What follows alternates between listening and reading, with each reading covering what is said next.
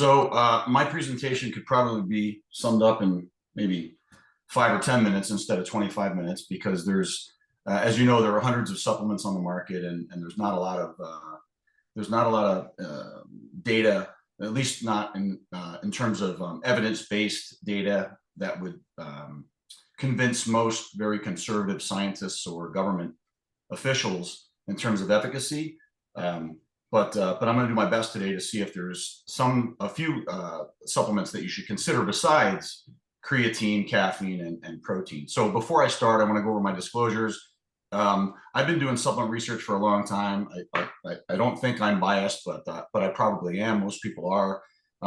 I've been doing this for a long time, and so I receive industry grants to do this kind of research, and I've served as a scientific consultant both in and out of the courtroom. And I also receive royalties for sales of several patented ingredients that are sold worldwide, but none of those ingredients are going to be talked about today. So this is how long I've been doing this research. This was 1999 down at the Arnold Classic. And so I've been doing this kind of research for over 20 years. And this one reminds me that I'm old, but also that to get my vitamin D, because you can tell, I'm really pale there. And my vitamin D levels were probably clinically deficient at that time. And that was actually before some of the emphases on vitamin D intake in terms of immune function, but also skeletal muscle health and others were really coming out into the forefront of the science. So evidence-based is interesting. It's a phrase that's used very often, and I think sometimes indiscriminately and without merit. I mean, I think as scientists and as coaches and as informed consumers and trainers, we need to consider the body of evidence, right? Expert opinions and case reports and case control studies and controlled trials and meta-analyses. I think if you really stick to the most conservative evidence, though, and say, well, I'm going to wait until there are 100 studies done and published in all these journals, and you're always going to be behind the ball. I think you need to consider individual needs, preferences, and values of the athlete or the consumer. This was a really cool graphic I found in 2016 that talked about what supplements really work and what don't, and what supplements might be dangerous.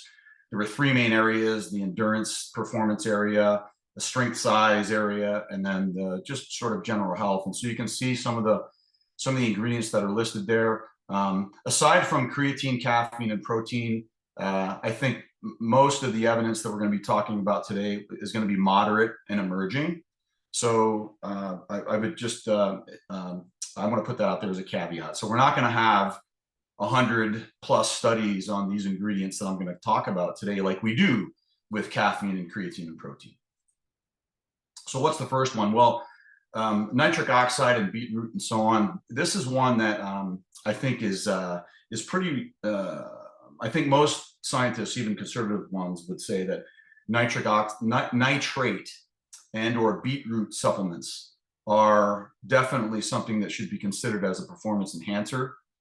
We know that nitric oxide is very important, that nitrate is reduced to nitrite by anaerobic bacteria in the oral cavity, and then to nitric oxide in the stomach, and then nitrate and nitrite are also absorbed from the intestine into the circulation, and they can become active as nitric oxide in tissues and blood, and that there are numerous potential benefits in terms of blood flow and mitochondrial respiration, mitochondrial biogenesis, and so on. That might enhance skeletal muscle function and cardiorespiratory endurance.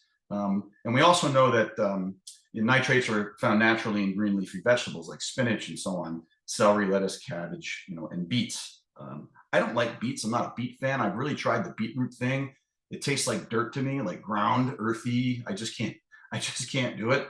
But nonetheless, I'm very open to nitrate supplements. So the main mechanisms of action here that have been elucidated by the research so far: it reduces the ATP cost of muscle force production.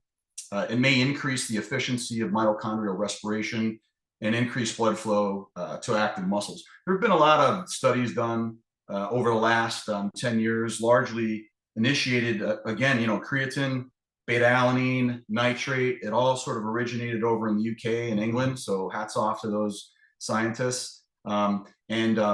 And so we've seen improvements depending on the test, whether it's a time trial or a test to exhaustion or even a more sport-specific test, we see improvements of 3 to up to 25%. In general, those various forms of exercise last for 12 to 40 minutes.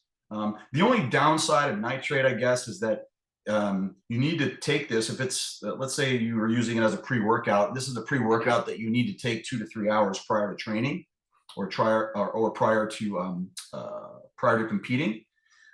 Also, it's also, most of the dosing recommendations are given in millimoles. So I did the conversion there and gave you milligrams. It's basically between 300 and 600 milligrams, provided 2 to 3 hours prior to exercise. There have also been some chronic supplementation studies ranging from 3 days to 5 weeks. That definitely also appears to be beneficial. As with most supplements, if you're already at the ceiling of your genetic potential for improvements, highly trained athletes appear to have less room to improve. So they may require higher doses and/or prolonged supplementation. I think there are some areas where we need to continue to research nitrate and the potential benefits, and specifically intermittent type sports. So maybe a football game or a soccer game or a lacrosse game or an ice hockey game and so on. Prolonged training and recovery, there could be benefits to recovery with nitrate supplementation, as well as anything that you would see, hypoxic conditions, altitude, and other hypoxia. I think there's a benefit there. So aside from nitrate, now we're moving into the moderate, more emerging areas, and I'm not going to take too much time with beta-alanine here because I know Dr. Stout's, I think, right after me, so he'll go over that. I have a couple slides on beta-alanine, but there are some non-proteinogenic amino acids that are interesting, and there's been some emerging evidence here. And the first one is citrulline. It's a non-essential amino acid. If you eat lots of watermelon, you get a little bit of that, but it really augments L-arginine bioavailability and nitric oxide production. We know that based on the research. But the seminal study that was done in 2002 was actually done on citrulline malate, which was a 6-gram dose for 15 days. And it reduced the sensation of fatigue, and it had some effects on oxidative ATP production and phosphocreatine recovery after exercise. However, this study it didn't have a placebo group, and it was finger flexion exercise. So we need to keep that in mind. Nonetheless, this sort of opened the box for the potential benefits of citrulline on exercise performance. And so there have been a number of studies, over a dozen studies since that time, that have looked at citrulline as well as citrulline malate, which is actually a blend of citrulline and malic acid. And in general, doses of 3 to 15 grams of L-citrulline or citrulline malate taken 60 to 90 minutes prior to exercise seem to improve muscular endurance performance. So we're talking about if you're in the weight room and you're getting, how many reps can you get a certain percent of your 1 rep max? The benefits seem to be around 6 to 8% of an increase in repetitions to failure. There is some variability there. And again, depending on whether you're taking L-citrulline or citrulline malate, and again, the timing and the type of exercise and so on. So this is not a strength supplement. This is more of a muscular endurance or reps to failure supplement. But it definitely has some merit. And chronic dosing, by the way, more than 7 days, seems to be more effective than actually the single dose protocol. How does it work? We're not really sure. Initially, researchers thought it was an increased blood flow vis-a-vis nitric oxide. That's sort of been questioned as of lately. Could be ammonia elimination, since citrulline is one of the 3 amino acids that takes place, or excuse me, that's active in the urea cycle. But it's interesting because, in the case of citrulline malate, there could be an additional benefit potentially due to anaplerotic reactions in the TCA cycle or the Krebs cycle. So it's quite interesting. But aside from the potential performance benefits, there could be vascular benefits, right? So improvements in endothelial function and vascular health, maybe even erectile dysfunction in men. So you see citrulline in a lot of products, even outside the sports nutrition realm, for men's health. This is I put these together for, in the interest of time, to have you guys look at potentially reading these reviews. The first one on the top was a review done, I believe it was in 2020. Yeah, 2020 in the Journal of Strength Conditioning Research. And then the more recent one was done in the European Journal of Applied Physiology. So take a look at those. But over the past decade, there's been a lot of research conducted, and I think there's going to continue to be more and more research conducted on L-citrulline and L-citrulline malate. And also, I know Dr. Darren Willoughby spoke earlier. He's done a lot of research and a lot of reviews on citrulline, so take a look at his stuff as well. This is just a simple graphic of a study that was done in sprint performance. So in addition to potentially improving reps to failure in the weight room, and remember, if you get more, that improves exercise capacity, right? So if you get more reps done at the same weight, you might have a better training stimulus, and then over time, that might improve your adaptations to exercise training. This one was actually this collection of studies that was graphically represented here in Journal of Applied Physiology was on sprint performance in sprint cyclists, and so this compared citrulline and arginine to a placebo and their effects on sprint performance. So as you can see, citrulline was the only ingredient here actually to improve sprint performance during 60 seconds, as well as the total work during the performance test. Okay, beta-alanine.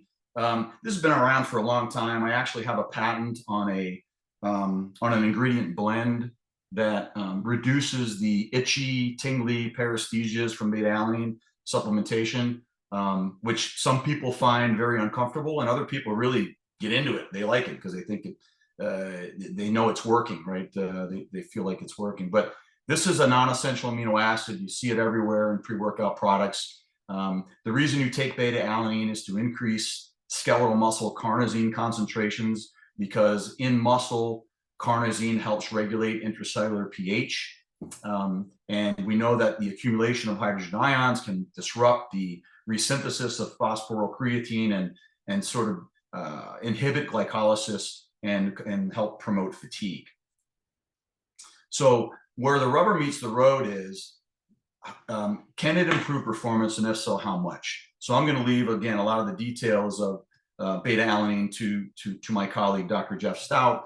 But on average, if you look at the data, at some of the meta-analyses that have been done, if you get about 180 grams of beta-alanine, whether that's in 4 weeks, 8 weeks, 12 weeks, if you get that total dose, you'll see an improvement in performance on average of about 3%, just under 3%. So if you want to look at that from the lens of performance in endurance sports, around 4 minutes, so that would be a 1,500-meter run.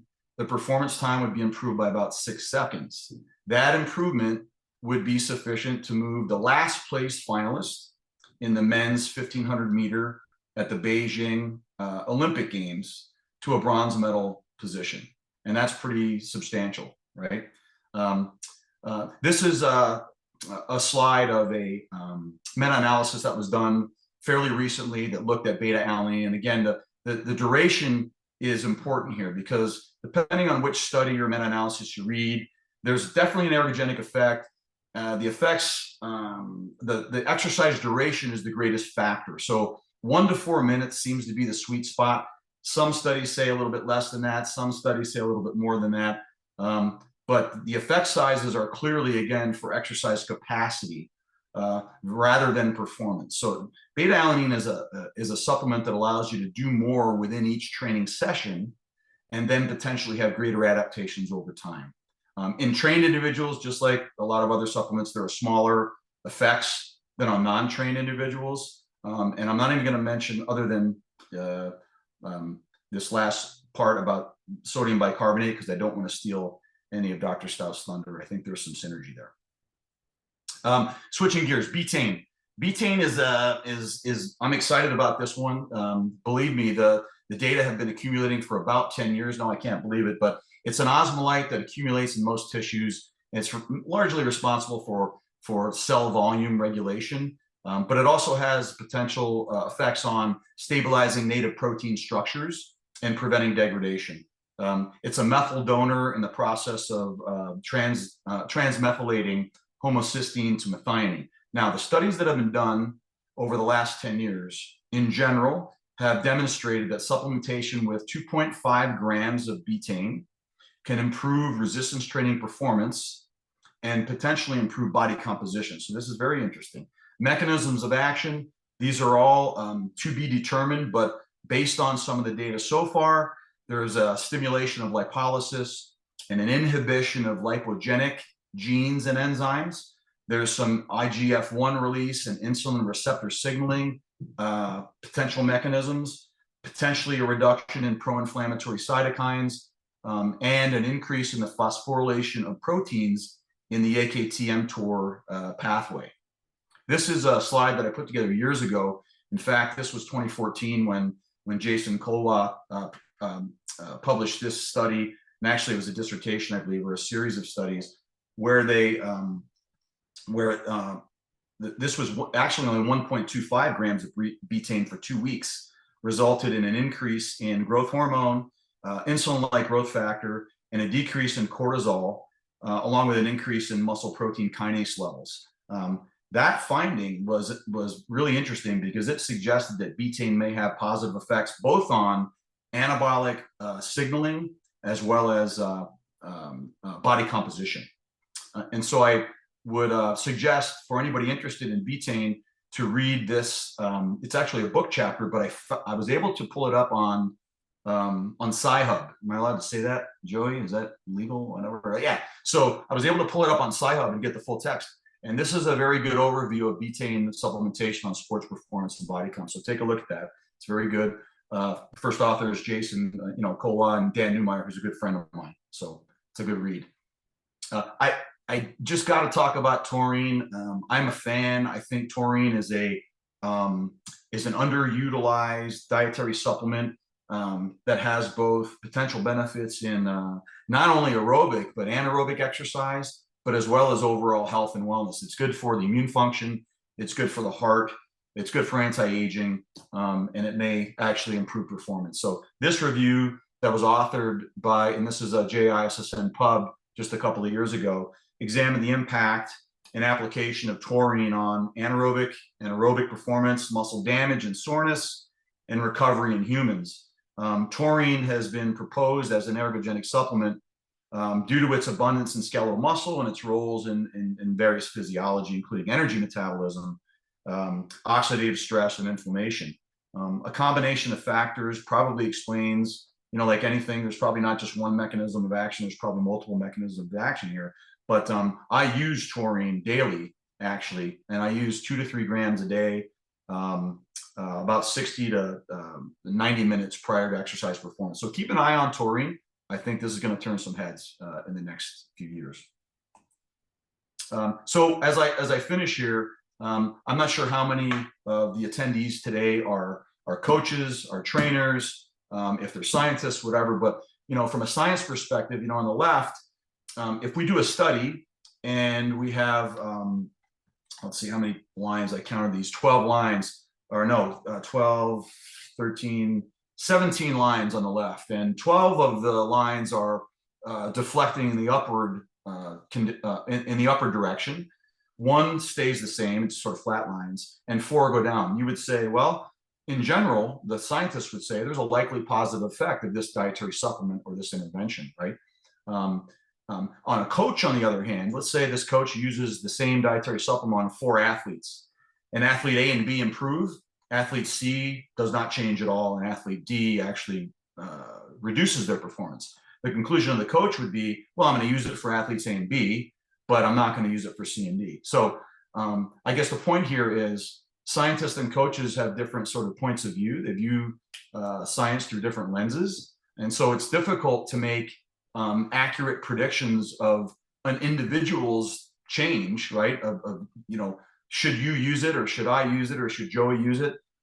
Maybe it works for you, maybe it doesn't work for me. So, but it's difficult to make accurate predictions of individual changes based on studies that we all read, where they run statistics on the average response, right? Which is based on group differences. So I would argue that smart coaches and trainers and even scientists should use these studies as a starting point and then fine tune it. Because I've done plenty of studies over the last 25 years where for companies, and the overall conclusion is that I'm sorry, it didn't work, meaning there was no statistically significant differences in any of the outcomes between whatever. But within that group or the cohort of people, there were some folks who absolutely responded to that treatment. And so for them, my suggestion would be, I know it didn't work for the whole group, but it worked for you. So you may want to consider including it. And of course, the contrary is true too. Didn't work for you, don't use it because it's a waste of time, it's a waste of money. So scientists are, convinced with data, but everybody else is convinced with real world results. I want to thank you guys, Joey, ISSN. There's my email. And I'd love to hear any questions or comments. And check out my website because that tells everyone all the new stuff that I'm working on. Dr. Ziegenfuss, thank you for that presentation. I do have a quick question. What do you think is one of the biggest supplement scams, and why do you think testosterone boosters are that? So thanks for that. Yeah.